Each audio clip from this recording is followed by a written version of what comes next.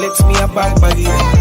Oh, it's another one, yeah. It's a first run, yeah. Oh, it's another one, yeah.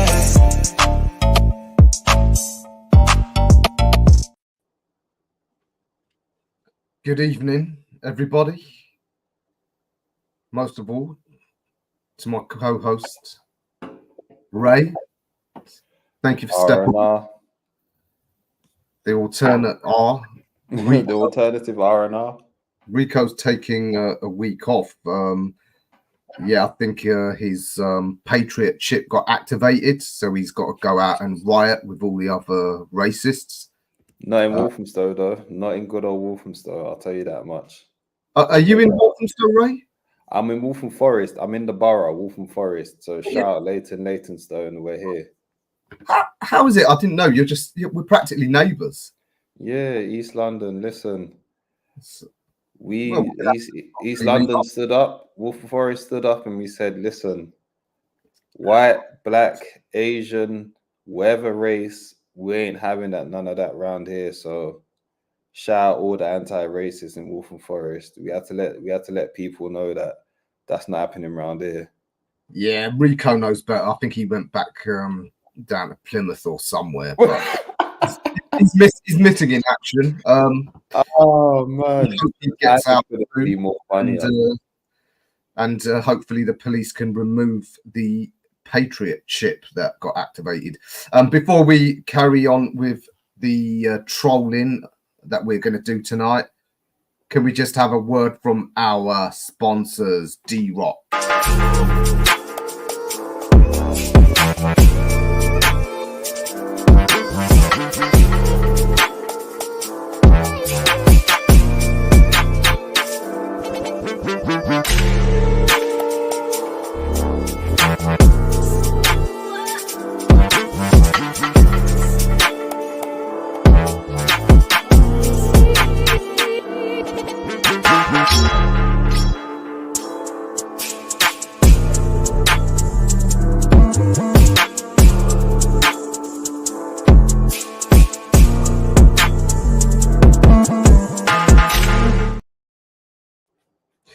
That is a banging tune. So thank you to D-Rock. And remember, use the code iBoxingHub 24 to get you 40% off. You can look as cool as me. Who wouldn't want to look like me? Indeed. So it's been a good couple of days for me, you know. Two of the people I hate in boxing, fighting. When the enemy of your enemy becomes your friend. Isn't it? When you set two enemies onto each other. Yeah. So, excuse me. Canelo and Turkey, two guys that think they're big dogs, both going at it. And, you know, they're both right in a way. And they're both wrong in the way they've handled things.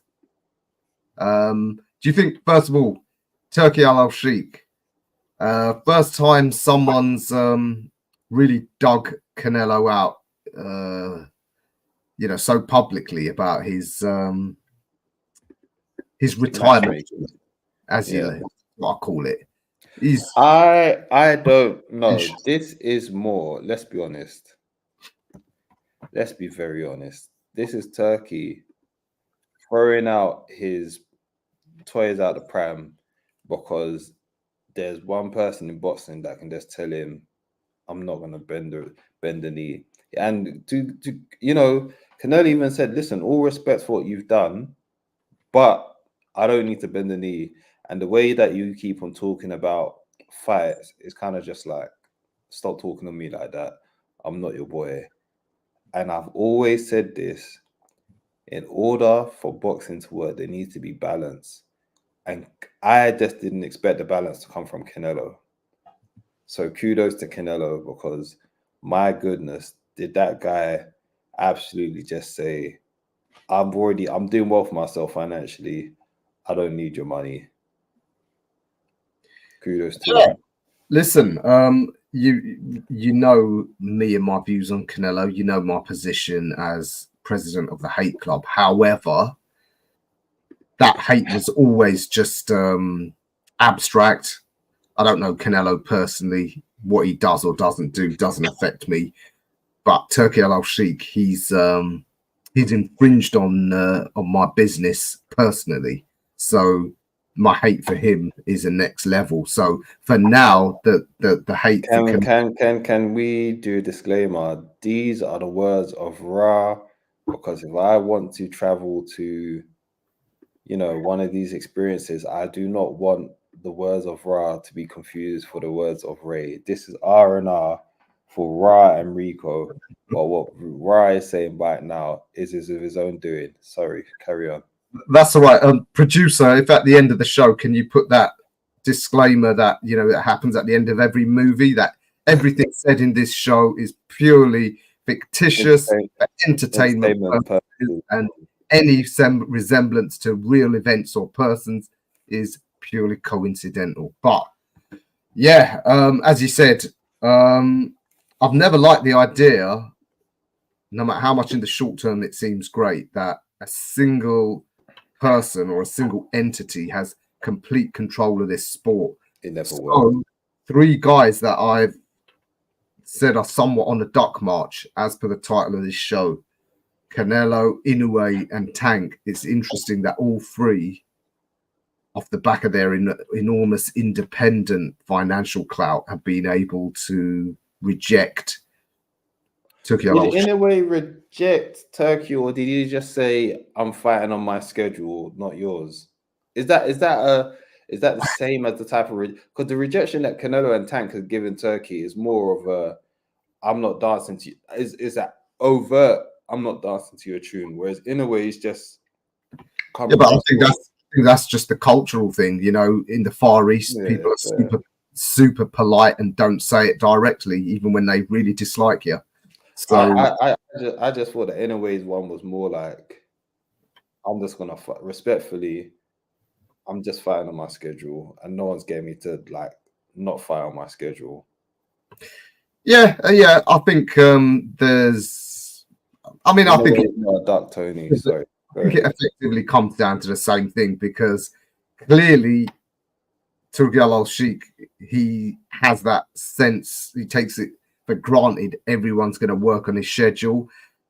From what I've seen, from what people who've been over there on Riyadh season cards, they pretty much confirm that that's how it is. Tony Ellis brings up a good point. Have all 3 ducked? No. I would say yes. Not necessarily just in this instance. Inoue is not a duck. I do class Inoue fighting Doheny rather than MJ. I would class it as a duck, simply because we know the financial clout is with Inoue, yeah. So he can make the fights what you know, on his schedule when he wants it. They tell you know, they're mandatory. Right, your turn's up next. This is the date. This is your purse. You good to go? So he can make the fights he wants to make. Now, by choosing someone so much inferior to his mandatory. Wait, wasn't his mandatory in the ring at the end of his last fight? And I've forgotten his name. And I absolutely agree with Goodman actually just being kicked to the curb completely now.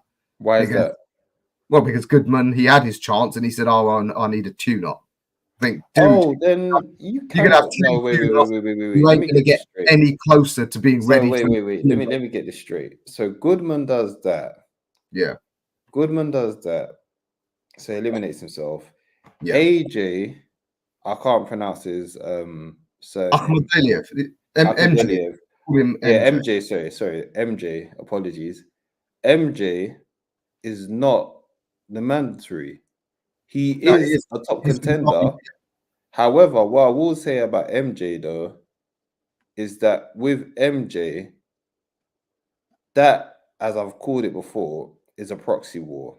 The proxy war between Top Rank and Matchroom.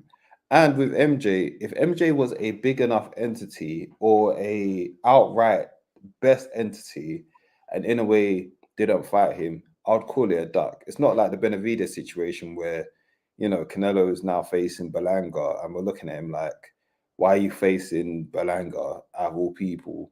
Where in a way, it's kind of like MJ's in that weird.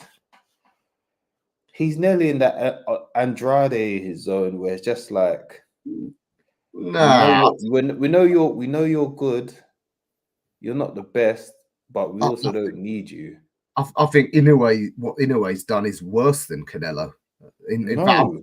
I'm gonna definitely dial back my hate on Canelo because he's Let's not do that to Inoue. I just feel like with Inoue, especially the fact that he just came off fighting Neri, I just think it's a case of it's a proxy war, and MJ is not a big enough entity for him to go to war with his, I'm saying for Inoue to go to war with his own promoter and say like, yo, make this fight happen, that's not worth causing friction.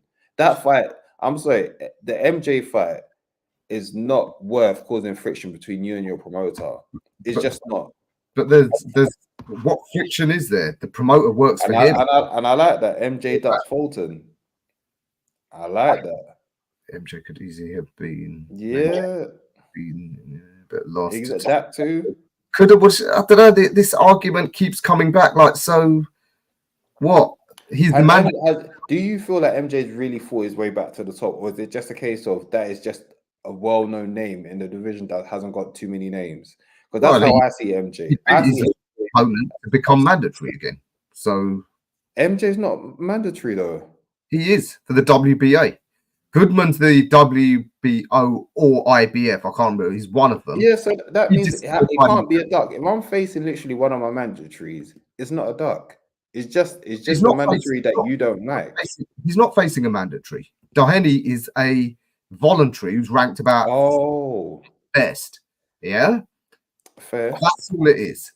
Now their argument is Doheny is better known in Japan because he's fought a few Japanese fighters before. Well, I think when you're as big as Inoue, the other guy don't matter. Yeah. Yes and no. We're not in Japan to know what the temperature is, because Neri was a good fight for him because obviously he's got a controversial history in Japan. And maybe Inoue is just thinking, I need someone like that, especially the fact that he got dropped by Neri. So you're now indicating that he got dropped by Neri, so he's feeling a certain kind of way. No, I was saying as in he wants somebody that can stir up the Japanese crowd. And if the guy he's fighting has more of a history in Japan, then so be it. I'm sorry. Akhmadaliev, I'm looking at his record now. He beat Kevin Gonzalez. Literally, since his loss to Tapoulas, he beat one win over Kevin Gonzalez. Who the hell is Kevin Gonzalez? And he beat him in 16th December. Let's not act like Akhmadaliev is on this, almighty run and he's being denied. But he's not being denied. He's on a better run than Doheny. What? No. That I agree with. What I'm saying is, for me to call it a duck would be like if Akhmadaliev put himself in a position where Fulton, when him and Fulton was like, listen, I've got 2 belts, you got 2 belts, let's do it. And Akhmadaliev, or I don't even know what's Matchroom or PBC, because you know how PBC are weird. But let's not. Akhmadaliev right now is not in a position to go get some wins somewhere else. Stop trying to be Johnny Big Bollocks and live off past glory. And I say that respectfully because I can't put down what Akhmadaliev has done. But right now, I don't feel like he's in a position where you have to fight in a way. We're not dying for it. That's the way I see it. That's not. I'm sorry. That it's not a duck. Well, clearly we have a different definition. I'll put him in. I think he's starting to, even if it isn't a duck yet, he's starting. Yeah, so let's give it time. He's started to move goofily, as fighters all do inevitably when they get to a certain age. Not hating on it on a personal level, if Inoue or Canelo were my mates, I'd probably be telling them to do more of that. But they're nothing to me. Canelo is in a different space. The only nasty thing with Canelo is the fact that, and I've always said this about Canelo, drop the belts. If you do not want to face the best at 168, and for what you've done for boxing and your division, you deserve to just fight whoever you want to fight.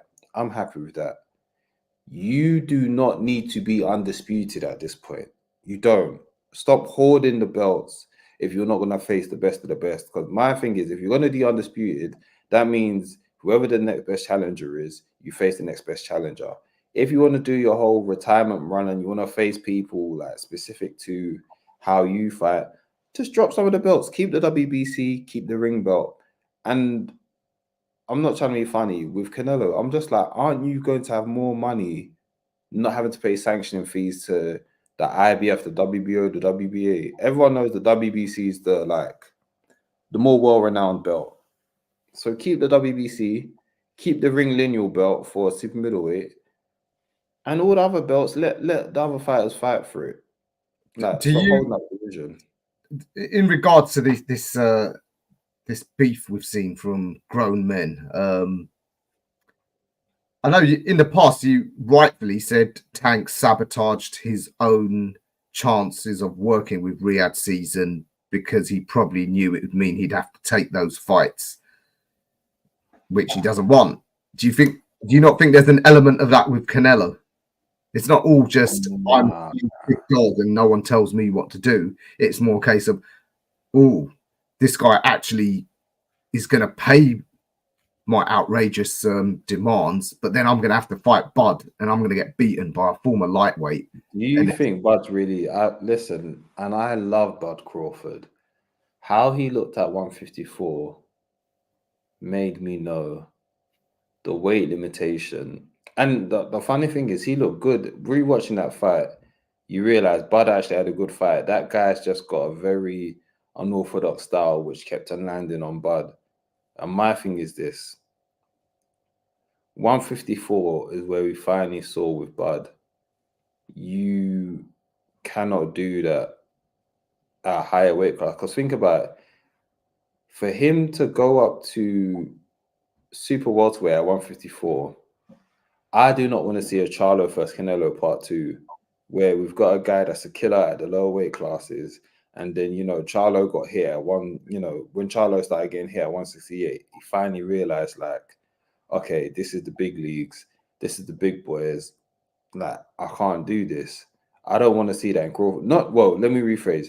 Crawford would never go out of the way Charlo did, but I don't want to get to a point where I remember there were certain punches that are landing on Canelo, and you could see Charlo break mentally, knowing that no matter what I do, it's not going to hurt him. And I would hate for that to happen to Crawford, where you go up and your power is just not where it's supposed to do.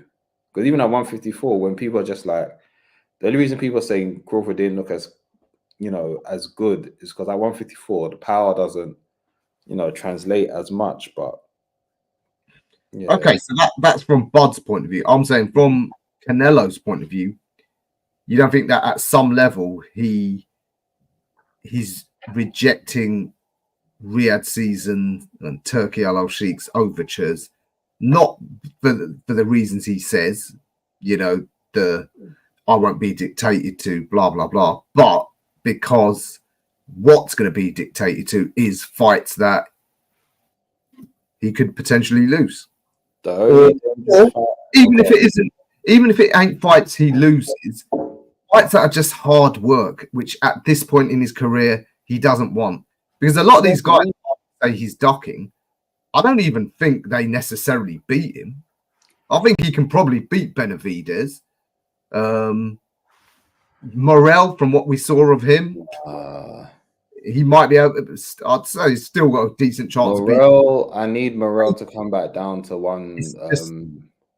Morel needs to come down to back to 168. He is looking flabby at 175. He is looking like a guy that he looks a bit soft. Yeah, he wasn't the biggest knockout guy at 168. At 175, he's starting to realize that jump up in weight. Him and Benavidez at least. Benavidez was different because at least it's like he fought a top guy at 175, and yeah, he didn't get the knockout, but he still looked impressive. Morel was kind of just like, you look so undersized that please go back to 168. Okay, so Canelo, we agree he could probably still beat these guys, but like I said, at this point in his career, he wants an easy night's work because it's just pension top up, and that's why. Is that why he's essentially stuck two fingers up at Turkey Al Sheikh? I don't think so. I think is more on a basis of the way.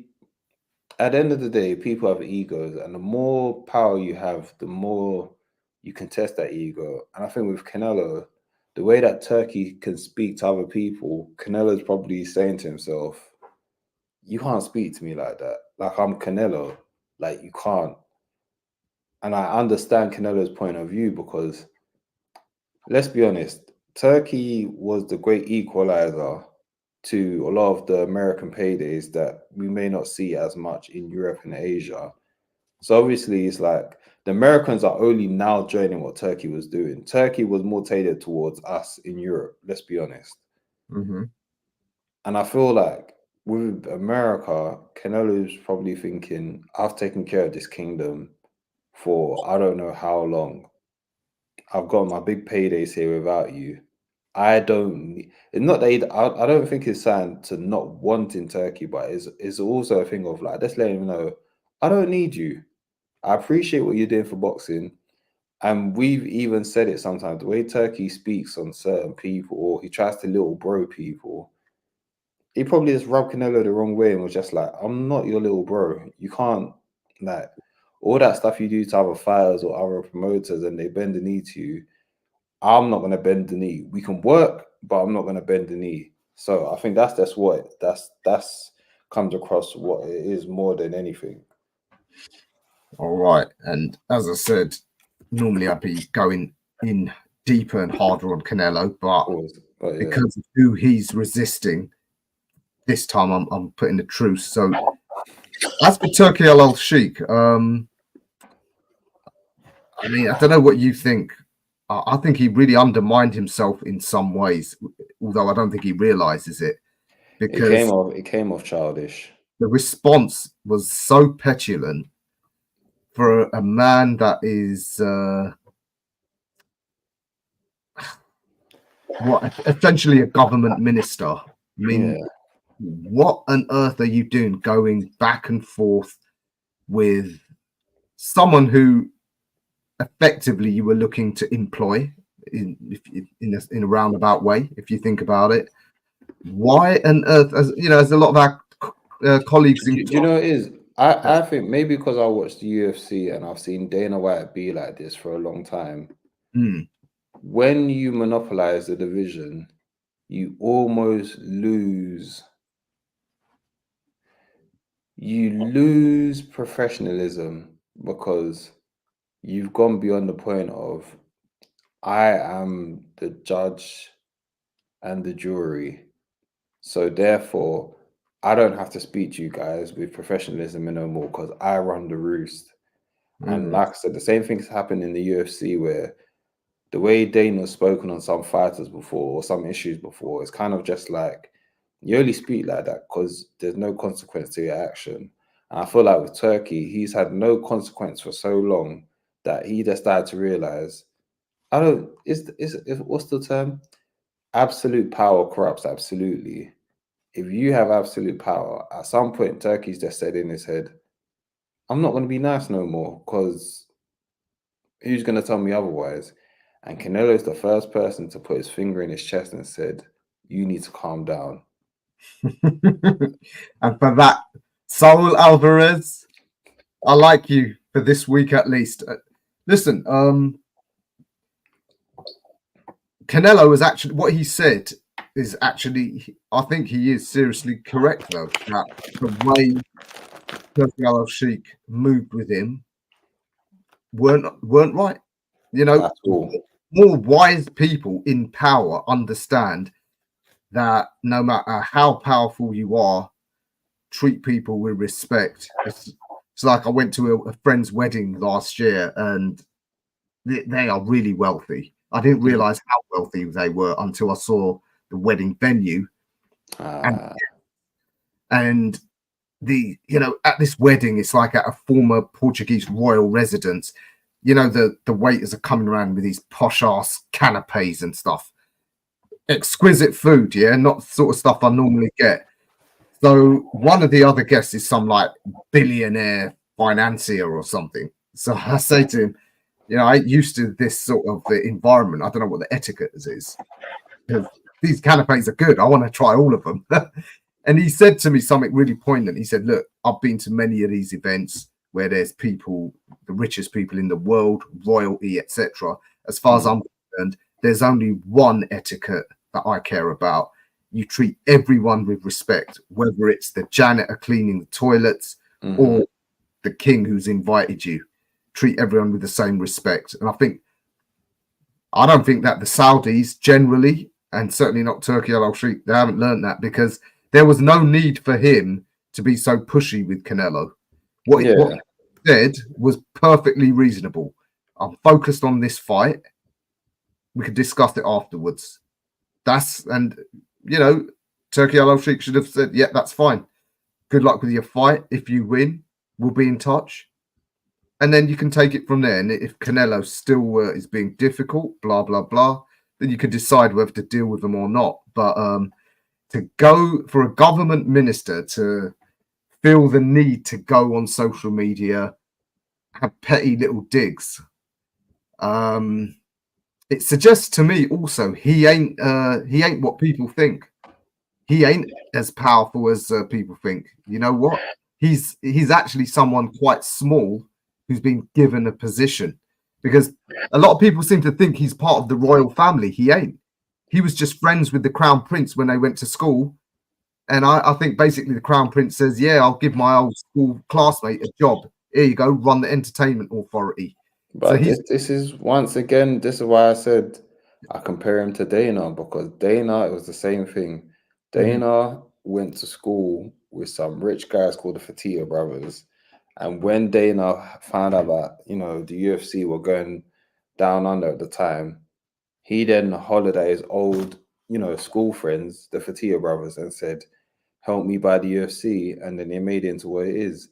And the reason why I say Turkey and Dana are more alike, because the same way you're saying about the lack of professionalism, unfortunately, well, no, not even unfortunately, most times Dana doesn't get people talking back to him in the MMA sphere without fearing losing out.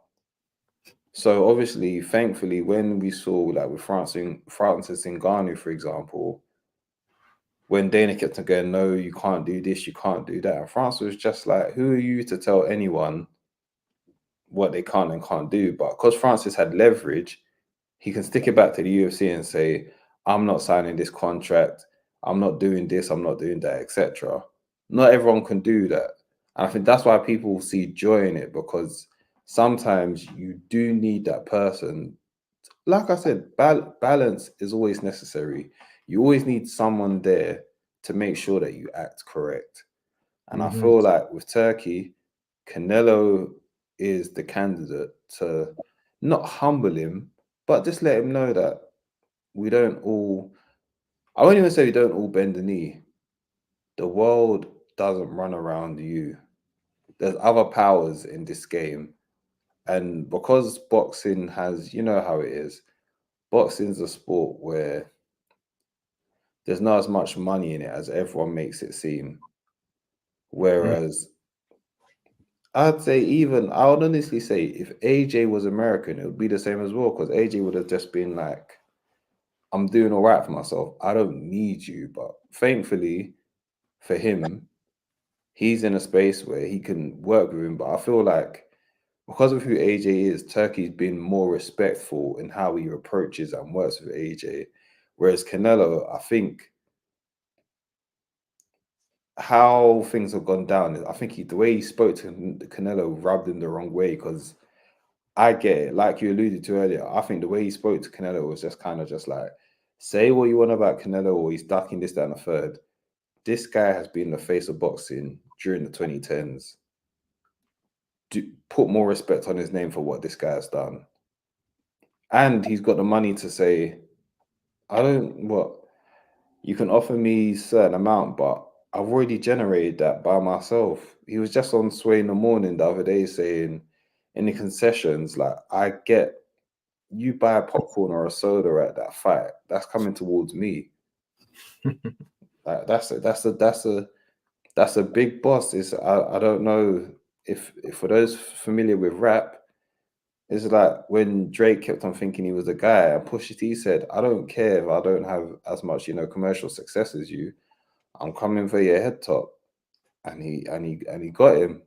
It weren't what Kendrick done, but Pusha T, he landed a punch on Drake to let people know that, listen, I don't care about all that commercial success. I'm still a big dog in this.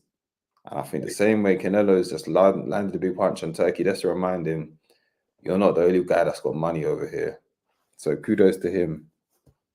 Yeah, I think that the whole trio of the Duck March, whatever I say about them in terms of their recent choice of opponents, but on principle, boxing does need this, as you said, a monopoly by a single power, a single entity is an interest of this sport.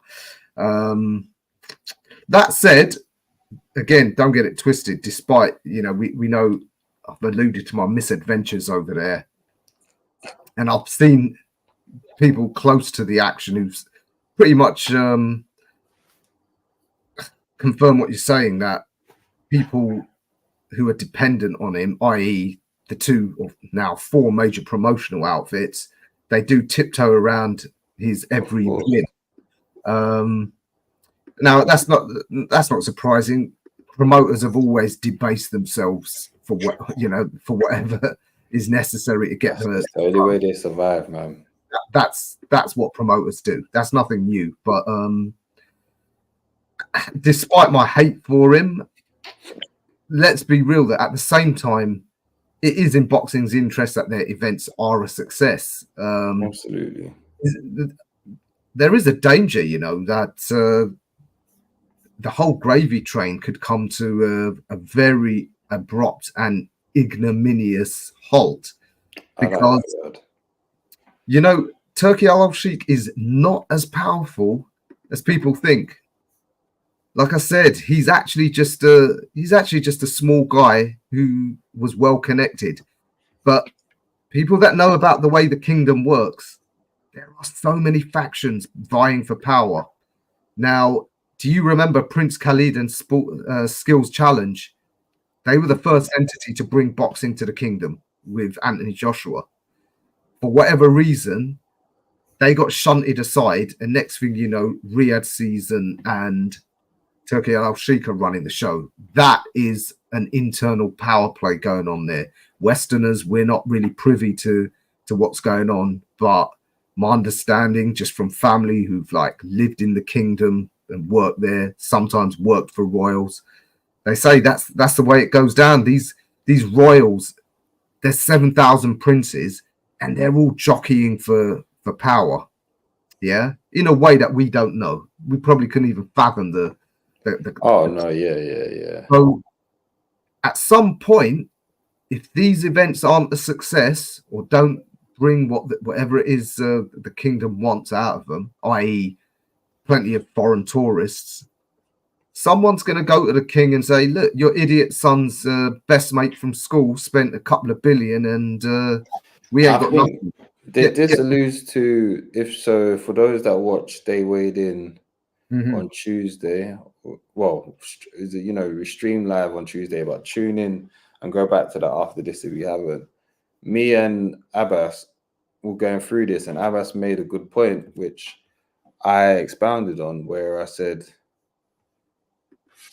Abbas tried to allude to the fact that, do you think, what do you think of Turkey trying to make LA a new boxing hub spot? And I said, you're doing it all wrong, because you cannot buy culture You can have the millions, you can buy boxing events, you can buy so much things in this world.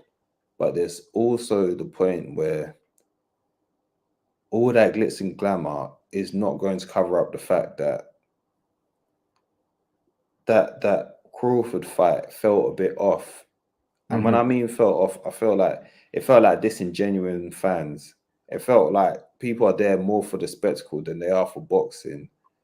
And when I say for boxing, you need a combination of a big fight feel. Because say what you want about Gervonta Tank Davis, the crowd that he's garnered over the years is amazing. They are, yes, there's glitz and glamour there, but they are genuinely there to see Tank. They have excitement for Tank. Whereas what, you know, Turkey has tried to do in some of his fights where it's almost like, I don't know how it was for you growing up, but then it's almost like growing up in the ends. If for the youth, for those that are listening that may not be from London, that means, you know, the inner city. For those that grew up in the ends, have you ever like, if you've ever like hung out with someone who comes from a rich family, and despite the people from the ends not having the most money in the world, whatever culture that we bring to, or excitement that we bring to an occasion, there's somebody there who's got all the money in the world, and you can see like they just want to be a part of it. And they're probably thinking, rah, I've got all this money. How are they still this creative and happy? And it's just that you can't buy a culture. And that's what Turkey's learning. And it comes that the same with boxing, where he's trying to do these big fights in the US. And it's just like throwing money. Yes, you've got a bigger pool of money, but just throwing money at like events isn't going to work. Because I'm not trying to be funny. What is Crawford doing fighting in LA? Yeah, exactly. That fight should have been in Nebraska. Exactly that. And I was just talking on James's space, and there was some American viewers there. We were talking about this weekend's show. Why on earth is Ortiz and Bohachuk? Why was that not on the LA card? Because he was originally due to fight Zhu on that date anyway. Yeah. It's And he's a Latino guy in a Latino market. This is what I mean about understanding culture. He doesn't. He's actually from LA, isn't he? So, yeah. And this is the thing. You said Turkey's learning. I'm not convinced he is, because again, no, I never said he's learning. I mean, when I say he's learning, I mean he's learning the hard way. That you can't throw money is what he's learning. I'm not saying I don't know if he's learning the culture. I don't think he is, because as much as we dislike Oscar De La Hoya and think he's an absolute madman, one thing I'll give about Oscar, a lot of his fighters, he knows how to garner their crowd and work towards that Hispanic market, because obviously he is a product of that. Yeah, so exactly. The fact that you went to LA and you didn't think, let's garner in some, you know, some exciting Hispanic fighters for that area, it's just like you don't understand the culture. No amount of money is going to bring you that knowledge without consulting those that's like been there, done that. But I guess that's why he signed Golden Boy to him. But again, like I said, from what I saw firsthand in Riyadh, and what those people are saying is that they don't want to take advice. They are steadfastly stubborn about doing things their way, even if it's going to be a failure. And the people around them, like the promoters they've got in, it seems like they're it must be nice. It must be nice having that amount of money, to the point where you imagine having so much money that you don't care about taking certain losses because you just know that you're good. That's the point he's at. He's at the point where it's just like, I can afford to take these bumps. I guess that's great for them, but like I said, in terms of the long-term staying power of these events, that's my concern, because in the same way as you mentioned, like with the culture, the whole reason for the Riyadh season buying these boxing events and other sports ostensibly was they thought they'll make Saudi Arabia have a bit of a tourist industry. But again, they just don't understand, or they don't want to understand, Westerns in particular they're not going to enjoy going to somewhere so conservative, so restricted in the do's and don'ts, that you are never going to get a mass number of tourists, unless they're just trying to make it, as I suspected. The other thing is some sort of exclusivist environment. But even then, would very wealthy people? I don't mind it. The thing is, I don't mind it as long as I just want people to be purposeful with what they're doing. So if you're going to do the thing where this is just for, I'm trying to be exclusive, this is just for the prestige, and I don't mind that, but do it properly. Don't be like, don't do the prestige thing and then be like, oh yeah, we still want you to tour here, because it's just like, it's counterproductive. You can't be all the way prestige. If it's just like, for me, like for example, if they had the undisputed fight and there was prestige, and it's just like, remember how Francis Ngannou and Fury was? For me, that was prestige. That's when they brought out like prior heavyweight champions. They brought out all the stops for like the glitz and glamour for the type of hybrid cross boxing event that this was. That's when it's suitable. Because yes, this is not a pure boxing, glitz and glamour fight. This is just a spectacle, and they done well to make it feel like a spectacle. But I feel like he done that formula, and because it was successful for Ngannou versus Fury, he's now tried to apply that to other cards, and it's just like, no, that doesn't work, because it's just not the same. And don't get me wrong, I like the conservative boxing like audience, but just because they're conservative doesn't mean it can't be exciting, because we see the same in Japan with Inoue's fights.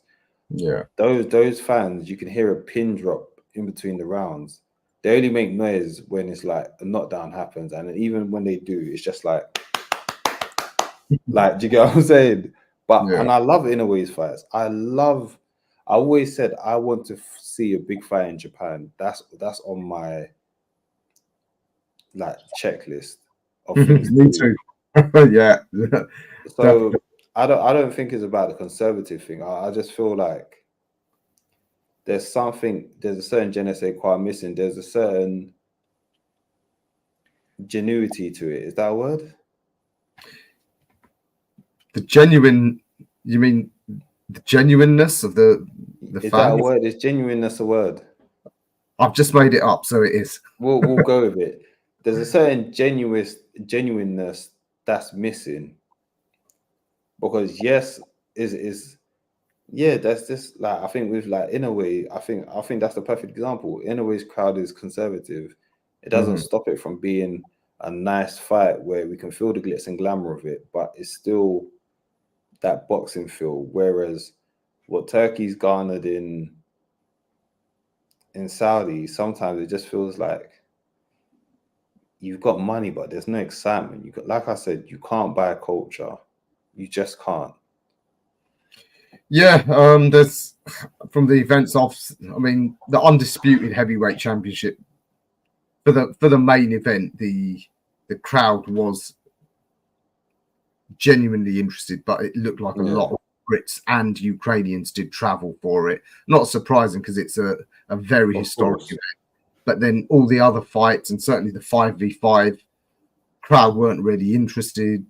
Arena was half empty, and it's because there weren't genuine interest. And I think that's when he learned that he needs to, if he does that again, he's doing that in Britain. I think that's.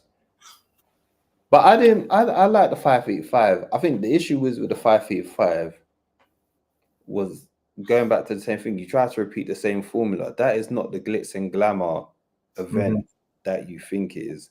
That event is for, like, if you're into boxing, that's the event. That's not an event for, like, celebs don't care about that 5v5. Don't get me wrong, not to say that there wasn't celebs there, but I'm talking about the A-list celebs that aren't going to come out for that fight, because 5v5 was more for, this is a British soil type of fight. Yeah. But I mean, them not got paid, so shout out the boxers. As long as the boxers get paid, that's always my number one thing. I'm here for the boxers getting paid. If anyone's got to lose money, I'd rather it's DAZN because they've got a billionaire oligarch running them, so he's going to lose money, or some Arab prince who's got too much money and not enough sense. So as long as they're the only people losing money, I'm all good with it. All good. I mean, it's getting late, so let's wrap it up. But I just want your final thoughts though on this spat. Where do you think it's going in terms of Riyadh season, their relationship with the biggest stars? Do you think bridges will be made with Canelo, Inoue, Tank, each one ever? And if you were to hazard an educated guess, 5 years from now, will they still be involved? And if so, to what extent in the sport? 5 years, I don't think they'll be as involved. I feel like the money eventually would be as unlimited as it may seem. If they do not start structuring this to make money back, they'll lose out. Now, I'm happy that they've been willing to operate at a loss because we've got some great fights. But in order to build the next generation, the same way, and kudos to Eddie Hearn. Remember how Eddie Hearn came to America and then he just kept on spending money on the wrong fighters, and then eventually Eddie learned that no, instead of spending money on randoms like Andrade or trying to be different, Eddie Hearn learned, let me get Boots, let me build up. You see the same, I like what Eddie's done with Boots. He said, instead of bringing you to Vegas to the bright lights, let's build you up in Philadelphia. Let's do this, that, and the third. And to be fair, he tried to do the same with Regis, but that didn't go to plan. But that is how you're meant to build, not just throw money. It's not like Eddie just said, well, you're Boots and you got a championship, so let's go to Vegas. Eddie learned that, no, you're not big enough for Vegas yet. And that's smart. So we'll leave that as that. As for Tank, I think Tank will take the money. If Turkey gives Tank a good amount to face Shakur, I just feel like Tank's thing was always, I'm not fighting in Saudi. If I fight, it's going to be on my soil. And I feel like PBC would be dumb to not make that fight happen, because our Heyman is not going to make this type of money again. So you might as well take this Tank first Shakur money whilst you still can, even though now, if it might be Loma versus Shakur, the way that they were going at in the crowd, I don't know who Tank can beat up on next because he's run out of options. And the Shakur fight, as much as I want to see it, I understand why they're not pulling the trigger on it yet, because it's one of those fights that needs to be made to feel bigger, and Shakur's not held his end of the bargain. Canelo, I think Canelo could work with him, but it's the same thing. Like, you have to come to America, and two, stop, like, mind how you're speaking about me when it happens. Simple as. Who's the third one? Inoue. Inoue will work with him. I think Inoue's just, like you said, he's a polite, full guy. So I think Inoue's thing is more like, I'm fighting on my schedule. You're not going to get me to fight off my schedule respectfully. And that was it. So we'll have to wait and see. What's your verdict on it? Well, the Saudis had this vision 2030. So what's that, 6 years away? What's 2030? What they got planned? Well, that's when they think their restructure of their economy will be completed. But you're on Arab time, which is similar to Asian time, and African time as well, which is, i.e., everyone's always late. I don't think it will. I don't think it will pay off. I think in a few more years of a lot more money being thrown at these big events, eventually someone higher up in the royal chain will say, yeah, you know what, we gave you a plaything for a couple of years and you couldn't make it work, so we're pulling the plug on this. And I think that will probably be them out of the boxing business. The one thing that I think might keep them in, though, is the fact that they've got the 2034 World Cup. So they need to keep, the whole thing about the sunk cost. They're going to have to keep plugging away at trying to keep, get foreign visitors to come to watch sports events, because they're going to want the World Cup to be a success. So I think they just need to start building it genuinely and stop this whole showing off thing of we've got money, because it's just like you said, we've all met wealthy people before, and yeah, some glitz and glamour things are nice, but then you get to the point where it's just like, this is boring. What, are you just every single time, are you just going to keep on flashing your money? It's just like it can't buy a genuinely good time. And I feel that's what they're missing, is that the beauty of sports is that there's a purity to it that makes people attracted to it. And if you lose that purity by trying to buy everything every single time, you'll miss out. Yes, there's a lot of money that's in a lot of these sports, but there's also at least that you got to make it feel for the crowd that there's a purity that they can attach themselves to. And the moment they lose that, it's the moment they lose more of the crowd. And the moment you don't build that culture with the crowd, the moment you ain't getting your money back. Interesting. Just finally, just to go back to what the title of the show was, not working with Turkey, Canelo, is he out of options? Now, of course, we don't literally mean he's out of options. We know he isn't, because there's a big queue of people who want to fight him. But in terms of the really big fights that will be able to keep motivating him and keep the crowds, as you said, having that genuine excitement and enthusiasm for his fight nights, is he running out of options? He's ruled out Bud. He's ruled out Benavidez. He absolutely has, because names after Berlanga.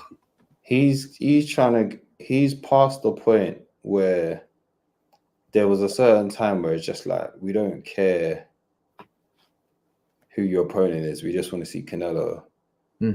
The crowd are no longer at that point now where they just want to see Canelo. It's like, no, Canelo, we need you with a live opponent. You had that, you got given that grace period where we didn't care about your opponent. Now it's just like, with so many pay-per-view events coming up, if we have to fork out money, then no, like, we're not gonna do it if it's not worth it. So I think I can't see who he faces next if it's not going to be Benavidez. And if it's not going to be Benavidez, I think he's in a very tight spot. And this is where Turkey's probably going to try to step in and try and make that Benavidez fight. But maybe, you never know.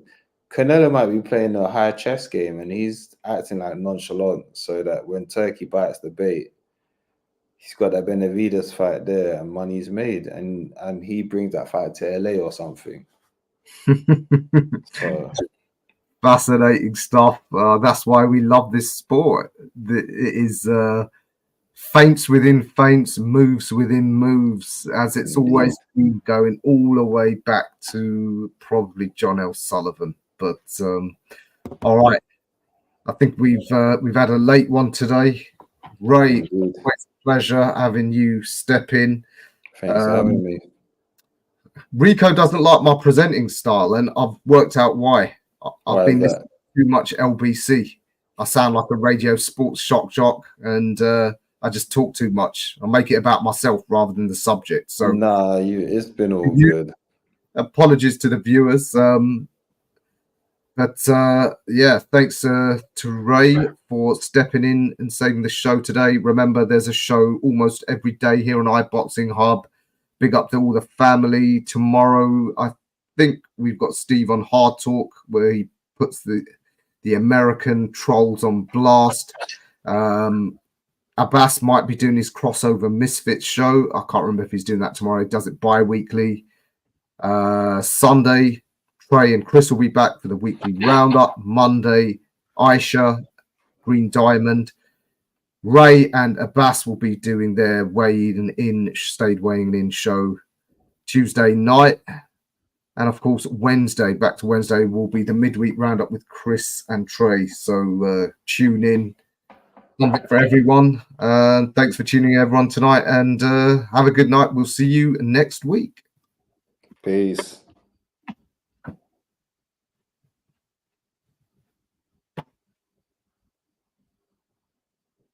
Oh, this is awkward. And the showrunner. It's another band. All the Muslim cars now, whichever get up.